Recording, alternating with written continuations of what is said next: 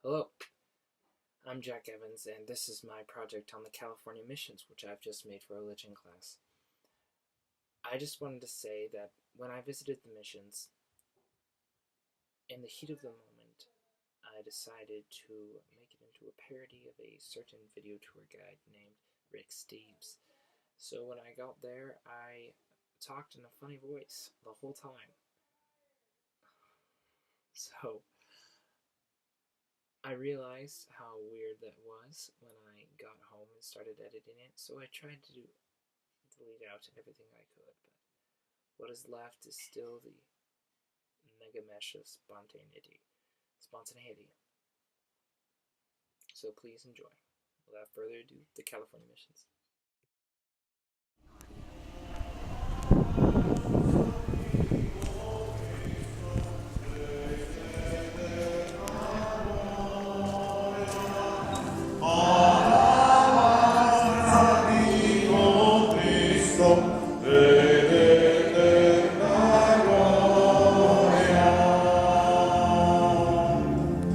El hombre no vive solamente de pan, sino de toda palabra que sale de la boca de Dios. Todos. Alabanza a ti, oh Cristo, Rey de eterna gloria. Alabanza a ti, oh Cristo, Rey de eterna gloria.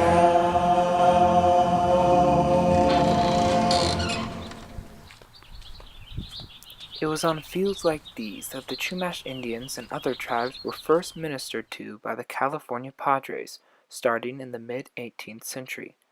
The first missions were built in 1769 under the leadership of an enthusiastic friar named Junipero Serra, and their use was continued until 1833. Today, all 21 missions still stand and are restored for visits and tours throughout the year. The mission effort began as a means for Spain to explore and settle the vast untended expanses of the Mexican territory, present-day California. Spain's efforts to colonize were accompanied by a second intent, to establish the Catholic faith among a numerous heathen people submerged in the obscure darkness of paganism. José de Galvez, Viceroy General of the provinces. This goal attracted the attention of the Franciscan friars, who swore themselves to poverty and service. On July 1st, 1769, the founding expedition arrived at the bay of present-day San Diego. The colonial governor and military commander of the expedition was a man named Gaspar de Portola, and the spiritual leader was, of course, Junipero Serra. Father Serra was 56 years old and had an ulcerated leg when he began his service with the missions, but he brought with him an intensity and determination to do God's will and spread his word. This had been his dream even when he was a little boy on his home island of Majorca. He established the missions so that the Western world could minister to the many pagan tribes of the area and provide centers of medicinal, physical, and spiritual care. Native Indians who were brought in by the friars learned the Catholic faith and worked alongside them to cultivate the land and manufacture necessary goods. However, this rapid mixture of cultures resulted in horrible, even fatal clashes. The missions were also soon associated with controversy when word got out of penitential beatings and punishments meant for spiritual enrichment. Some accused the missions of being responsible for a genocide of some Native American peoples. Much of the blame for this has been commonly traced back to Junipero Serra, although many defenses of his deeds have been made to better his name, and evidence contradicting the cruelest of accusations against him has been discovered. The friars, too, were not exempt from receiving attacks from the Indians either. This tour shall focus on learning what life in the missions must have really been like by examining two missions that have gone through many restorations so that we can discover much of what went on inside those bustling centers of faith and commerce. We sent our young and enthusiastic new reporter, with his white socks and everything, to give you an up-close and personal view of the missions, starting in the city of Lompoc, our first stop and current site of La Purisima. Although he can get sidetracked sometimes, as most video tour guides do. He did his shopping as he does in every place he can find a bargain, before catching a game at a local Mexican restaurant where he sampled some authentic food. Is the soft taco.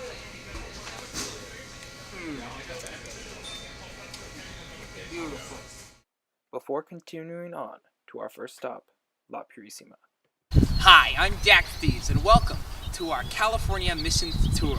Here I am at our first stop, La Purisima, the 11th mission in the history of the California missions.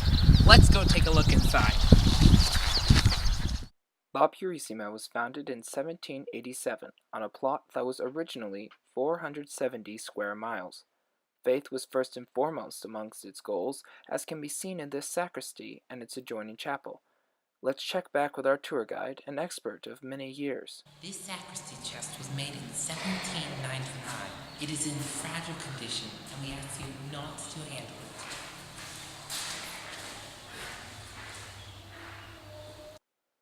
This chapel is the largest and grandest of all the chapels on these grounds, and was built to hold many of the eventual several thousand native Chumash Indians who would convert, live at La Purisima, and attend Mass in this chapel on Sundays.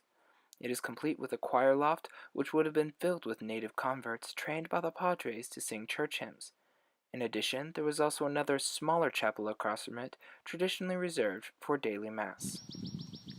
The grounds of La Purisima are quite beautiful and receive over 200,000 visitors each year. It is the most authentically and extensively restored California mission today, with much of what can be seen remaining as it would have been in the 18th century. The Chumash Indians were a typical hunting and gathering tribe who lived between Malibu and Paso Robles and on the northern Channel Islands. They had around 150 villages and 18,000 people when they were first encountered by the Franciscan missionaries.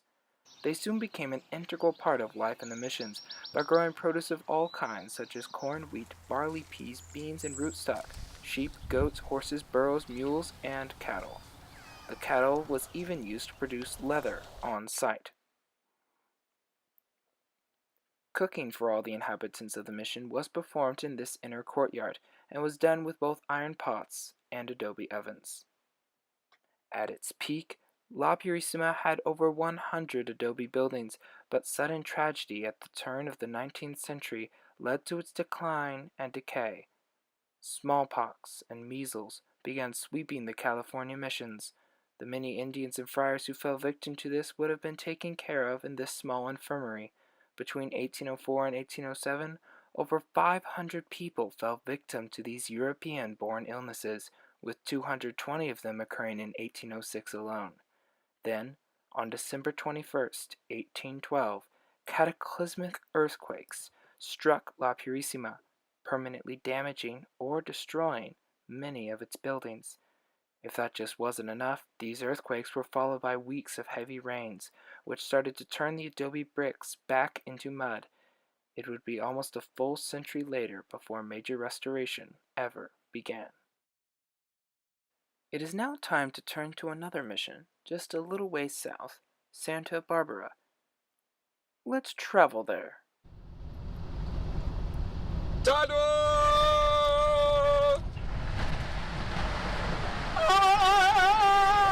Here we are at beautiful Santa Barbara. Yes, he has Santa Barbara on his shirt. The site of Santa Barbara was picked out by Junipero Serra himself on a place known as Yanolalit by the local Indians, and it would be his last mission to set into motion, and only the ninth of the eventual 21. He ordered its construction on August 28, 1782, but was unable to start development of it due to resistance from the local government. He passed away just a week and 4 months later on August 28, 1782. He had led a full life, but later examination of the missions led to questioning thoughts about the actual beneficence of his treatment of local tribes. Sarah believed that spiritual discipline could be molded through physical discipline, which included placing Indians in stocks or beating them for grave sins they committed. People have since debated how Christian these acts truly were, and controversy concerning it was revived recently with Pope Francis's announcement of Sarah's coming canonization for sainthood, which will take place this September. However, Sarah was also a known penitent. He used to beat himself with a chain, wear a sharp wire shirt, and even burn his chest with a candle. He also constricted his diet to bitter foods and avoided meat and wine as an additional penitence. These were his ideas of humbleness before God, and although it was very radical, it is important to understand that he did not order the punishment of only Indians, but also punished himself, perhaps even more severely, for his own sins. Although this method of spiritual shaping put quite a damper on Sarah's place and reputation in history, he still cared greatly for the Indian peoples whom he serviced. In fact, the true genocide and much of the injustices to Native Americans were actually recorded to have been done by Spanish military men and conquistadors, rather than by friars. In fact, the Indians themselves were also known to occasionally lash out at the friars, as is shown here by the murder of a priest named Father Luis Jaime at the Mission San Diego de Alcala. The Indians themselves were primarily subjects of enrichment rather than of abuse, and were given educations in faith, reading, and even music. The Indians of the missions also worked alongside Sarah and the friars for each other's benefit rather than as slaves, which is sometimes assumed. As archaeologist Ruben Mendoza, a former Sarah critic, stated, the missions were not slave plantations like those of George Washington or Thomas Jefferson. They were communes in which friars and Indians worked side by side and consumed the product of their labor. God is truly a merciful and forgiving God, and no man can perfectly or sinlessly pursue his calling. It is for these reasons that Pope Francis has decided that now is the time to recognize the indelible contribution Sarah made to California in both faith and advancements, and to put at least some of the controversy to rest. Santa Barbara's construction was continued after his death, and it has blossomed into a truly beautiful grounds, filled today with historical furniture, well-kept gardens, and scaled replicas of the grounds, which can all be seen through guided or self-led tours. It has become one of the most visited missions today, with hundreds of thousands of people exploring its beautiful grounds each year. The California missions contributed largely to the expansion and settlement of Western North America. The vibrant Catholic and Spanish-speaking culture, which still exists today in some parts of California, is thanks to the mission effort. Without Junipero Serra and his missions, America, especially California, would not exist in the same way that it does today.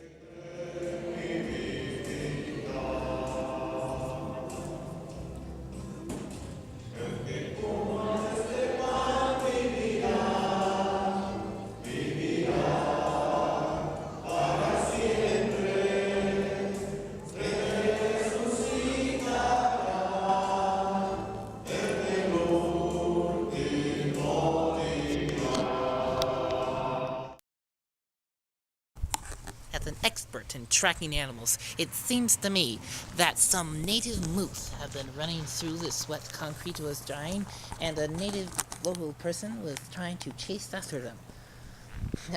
And here they have left their mark on the visitor center sidewalk.